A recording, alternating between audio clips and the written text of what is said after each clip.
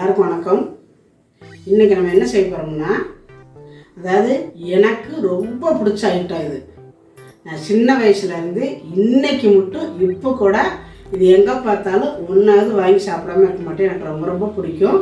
அதாவது பொரி உருண்டை. அதுதான் செய்ய போகிறோம். பொரி உருண்டை ரொம்ப வேலையே இல்லை, ரொம்ப ஈஸியான வேலை. நம்ம இதை கடையில் போய் வாங்கினா ஒரு உருண்டை இத்தசோட உருண்டை 5 ரூபா சொல்கிறாங்க. அதே நம்ம பொரி வாங்கிட்டு செஞ்சோம்னா நம்ம நல்லா வேணுங்கிறப்பெல்லாம் போகிறப்ப வரப்போ ஒன்று எடுத்து சாப்பிட்டுக்கலாம். ரொம்ப ஈஸியாக இருக்கும். இது வேலை ரொம்ப கஷ்டமானது இல்லை. அது எப்படி செய்கிறது அப்படிங்கிறது வாங்க பார்க்கலாம். பொரி உருண்டை செய்கிறதுக்கு வடைச்சட்டி அடுப்பில் வச்சுருக்கிறேன். நீங்கள் எந்த கப்பால் பொரி எடுத்தீங்களோ அதே கப்பில் 3 கப்புக்கு 3/4 கப்பு வெல்லம் எடுத்துருக்கிறேன். இதை வடைச்சட்டியில் சேர்த்துக்கலாம். 1/4 கப்பு தண்ணி விட்டுக்கணும். இப்போ இந்த தண்ணியை சேர்த்துக்கலாம். சேர்த்துட்டு இது வெல்லம் நல்லா கரையட்டும். ஒரு கல் நல்லா புழங்குது. வெல்லம் கரைஞ்ச உடனே நல்லா வடிகட்டிக்கலாம். இப்போ வடிகட்டிக்கலாம்.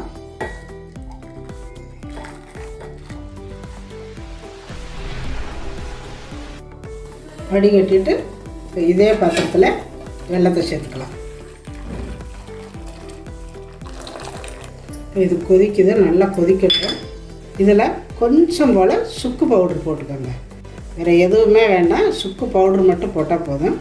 இதில் நம்ம கடையில் வாங்குறதுல எதுவுமே சேர்க்க மாட்டாங்க, வெறும் வெல்லம் தான் சேர்த்துக்குவாங்க. நம்ம கொஞ்சம் போல் சுக்கு பவுட்ரு சேர்த்தோம்னா இன்னும் நல்லா வாசம் நல்லாயிருக்கும்.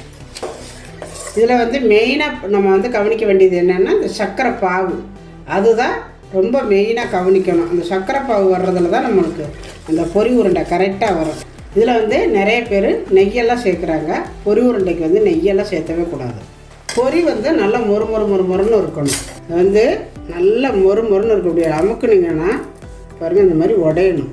இது காய் வெட்டினதுனால கருப்பாக இருக்குது. அப்படி இல்லைன்னா நீங்கள் லைட்டாக கூட வடைச்சட்டியில் போட்டு வறுத்துக்கோங்க. அதாவது கலர் வராமல் லைட்டாக வறுத்துட்டு போட்டிங்கன்னா நல்லா மொறுன்னு இருக்கும். அப்படி இல்லைன்னா வெயில் காலமாக இருந்தால் கொஞ்சம் நேரம் வெயிலில் வச்சிங்கன்னா நல்லா மொறுன்னு வந்துடும்.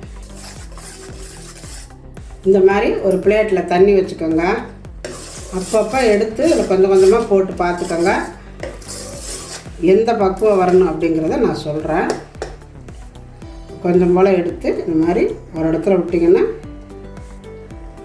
பாருங்கள், அது கரையுது. இப்படி கரையக்கூடாது. அடுப்பை நல்லா ஓரளவு சர்க்கரை பாகு கொதித்த உடனே பாருங்கள், இப்போ கரெக்டாக வந்துருச்சு. இன்னும் ஒரு 2 நிமிஷம் இருக்கணும். அந்த டைமில் ஸ்பீடாக வச்சிங்கன்னா டக்குன்னு முறுகி போயிடும். பாகு முறுகுச்சுன்னா நல்லா இருக்காது. அதனால் நல்லா குறைச்சி வச்சிடணும். இப்போ எடுத்து அதில் விட்டுக்கலாம். இப்போ அதை எடுத்து பார்க்கலாம் வருதான்னு. பாருங்கள், உருட்டினா இப்படி வருது பாருங்கள்.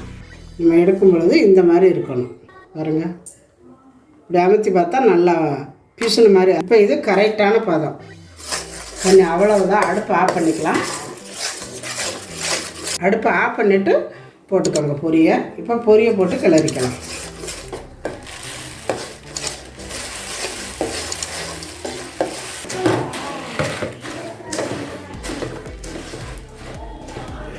அடுப்பை ஆஃப் பண்ணிக்கோங்க. கிளறினோன்னா சூட்டோடவே பிடிக்கணும் உருண்டை. நல்லா சூடாக இருக்குது.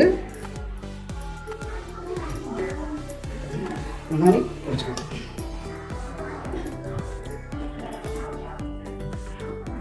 நல்லா இறுக்கியே பிடிச்சிக்கலாம். இதுதான் கரெக்டான பக்குவம்.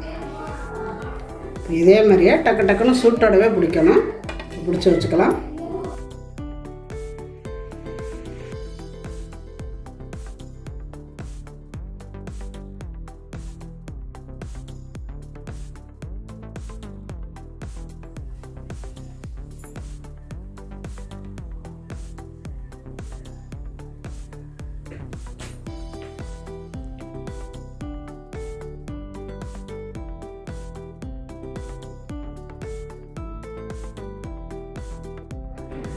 ரொம்ப ஈஸியாக 10 நிமிஷத்தில் பொரி உருண்டை செஞ்சு முடிச்சாச்சு.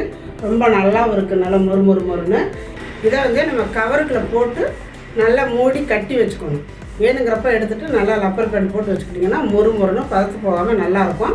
எவ்வளோ நாளைக்கு வேணாலும் வச்சுக்கலாம். 2 மாதத்துக்கு கூட வச்சுக்கலாம். ரொம்ப நல்லாயிருக்கும். இதே மாதிரி நீங்களும் செஞ்சு பாருங்கள். செஞ்சு பார்த்துட்டு எப்படி வந்துன்னு எனக்கு கமெண்டில் சொல்லுங்கள். இந்த வீடியோ பிடிச்சிருந்தா லைக் பண்ணுங்கள், ஷேர் பண்ணுங்கள். செட்டிநாடு சமையலுக்கு சப்ஸ்கிரைப் பண்ணுங்கள். நன்றி.